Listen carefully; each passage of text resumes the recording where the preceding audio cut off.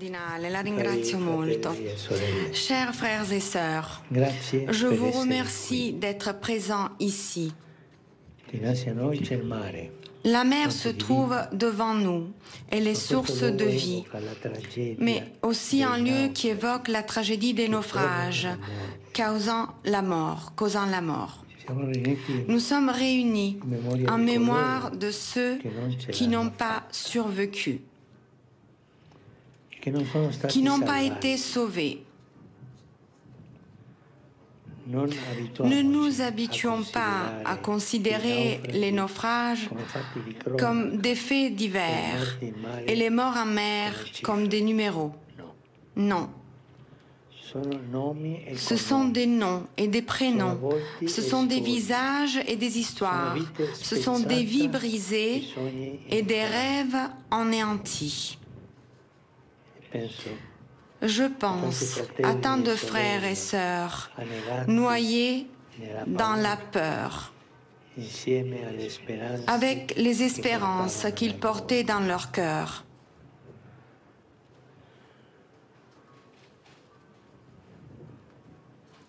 Devant un tel drame, les mots ne servent à rien, mais des actes. Mais avant cela, il faut de l'humanité. Il faut du silence, des larmes, de la compassion et de la prière. Je vous invite maintenant à un moment de silence, à la mémoire de nos frères et sœurs. Laissons-nous toucher par leur tragédie.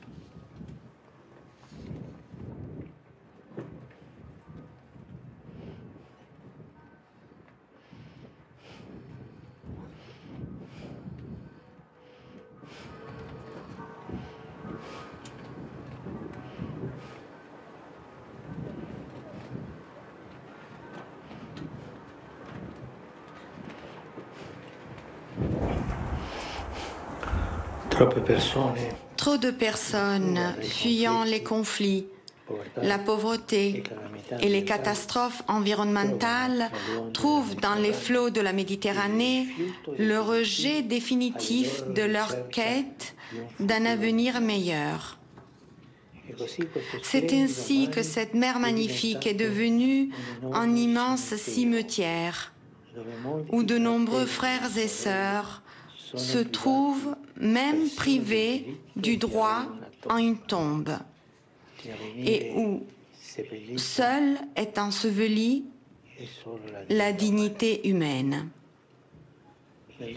Dans le livre témoignage Fratellino, le protagoniste, à la fin du voyage mouvementé qui le mène de la République de Guinée à l'Europe, écrit: quand tu es assis sur la mer, tu es à un carrefour.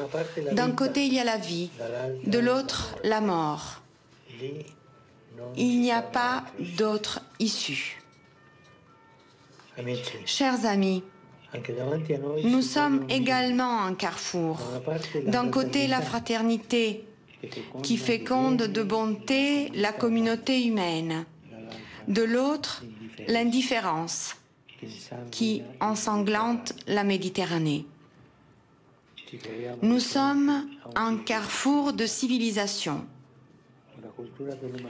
La culture de l'humanité, de la fraternité, ou bien la culture de l'indifférence, que chacun se débrouille comme il peut.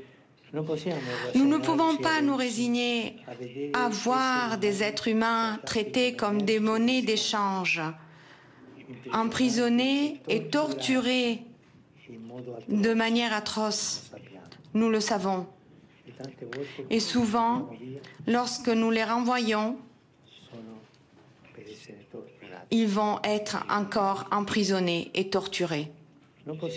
Nous ne pouvons plus assister aux tragédies des naufrages provoqués par des trafics odieux et le fanatisme de l'indifférence. L'indifférence devient fanatique.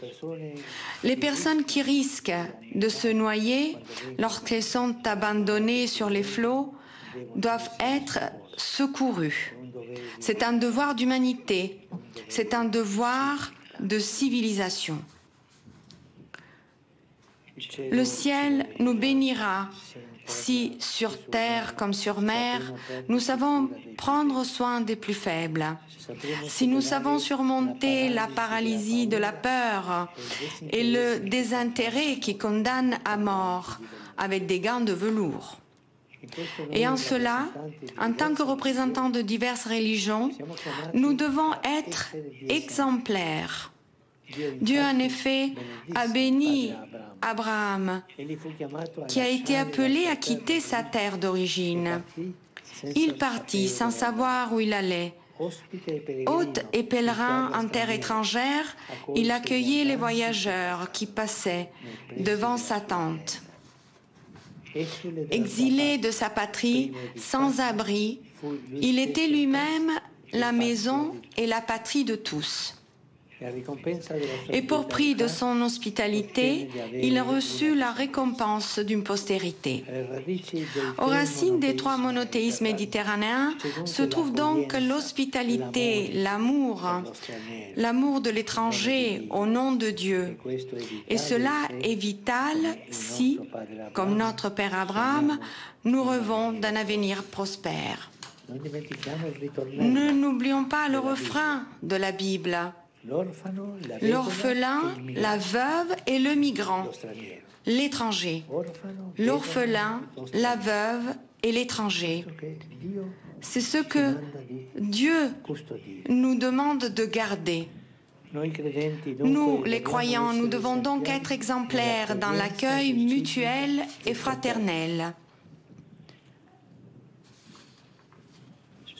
Souvent, les relations entre les groupes religieux ne sont pas si faciles à cause du virus de l'extrémisme et du fléau idéologique du fondamentalisme qui ronge la vie réelle des communautés.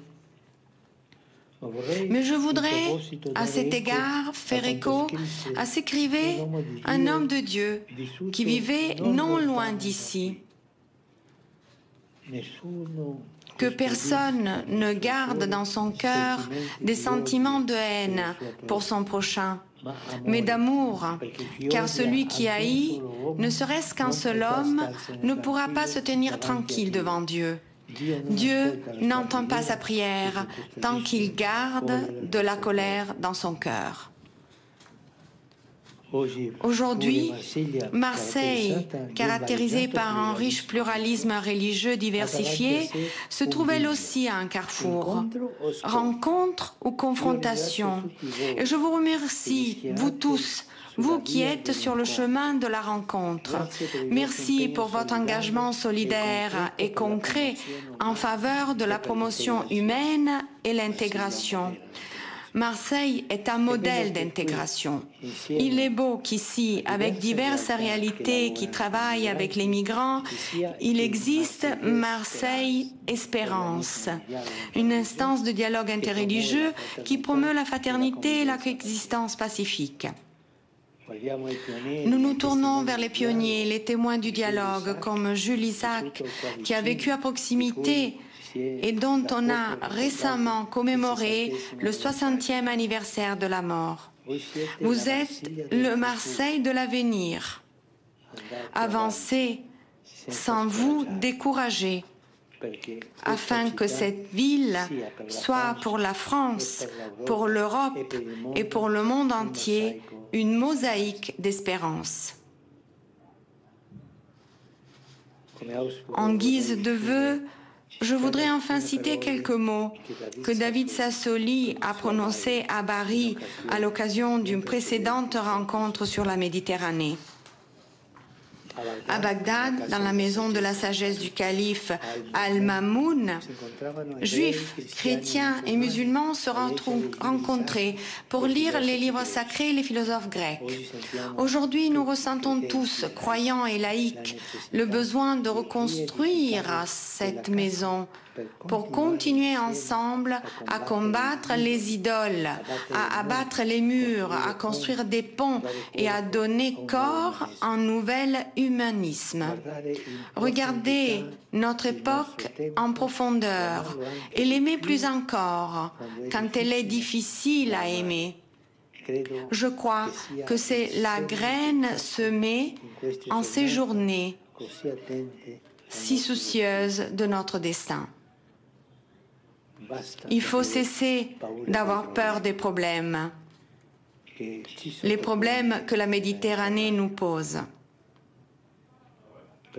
Pour l'Union européenne et pour nous tous, notre survie en dépend.